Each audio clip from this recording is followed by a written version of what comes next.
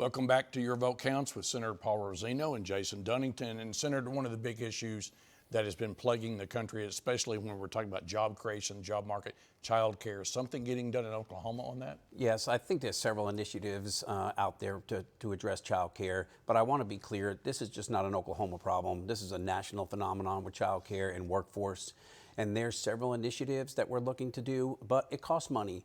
And do we have the funds to do some of it? I don't know that for sure. Last year we had a couple of things that stalled. DHS has spent a treasure trying to help this problem with child care, but if we don't get people back to work, they have to be able to afford child care. And for example, infant child care especially is just so costly for young families. And if we don't address that, it's hard to get them to go to work. You know, we look back in recent history, Senators Sinema and Manchin, the Democrats, when they were running everything, couldn't get this done at the federal level. But on the state level, something may be happening.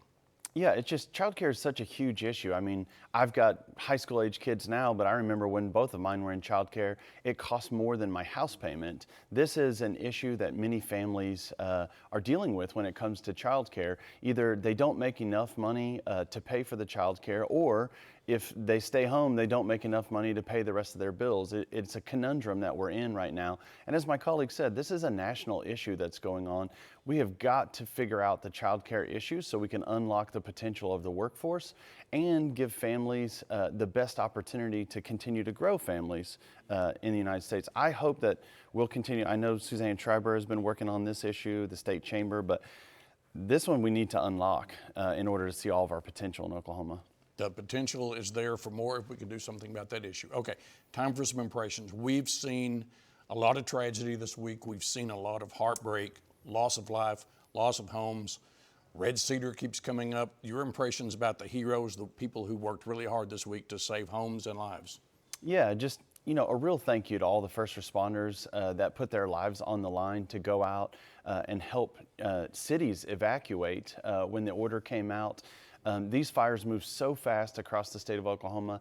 I have the privilege of representing the professional firefighters in the state of Oklahoma. You know, just big shout out to you guys, all the time and effort that you spent this week. Our volunteer firefighters, many of our small rural communities are protected by folks that just volunteered their time to go out. They really were in the trenches on this deal, and it's dangerous. Where we still have these high winds and low humidity, please don't try burning stuff in your own yard, like for the sake of everyone else right now. Oh my heavens. All right, even the pro tem was getting involved. He's a volunteer firefighter. Had Haley Wager out there. She looked like a waist gunner on a B-17, right?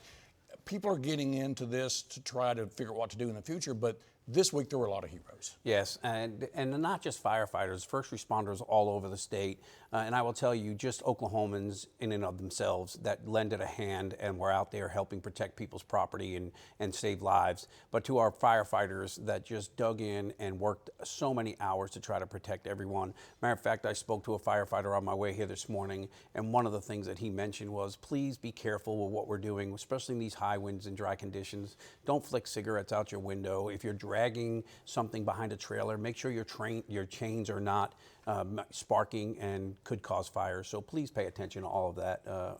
We're still in a very dangerous situation. That it is.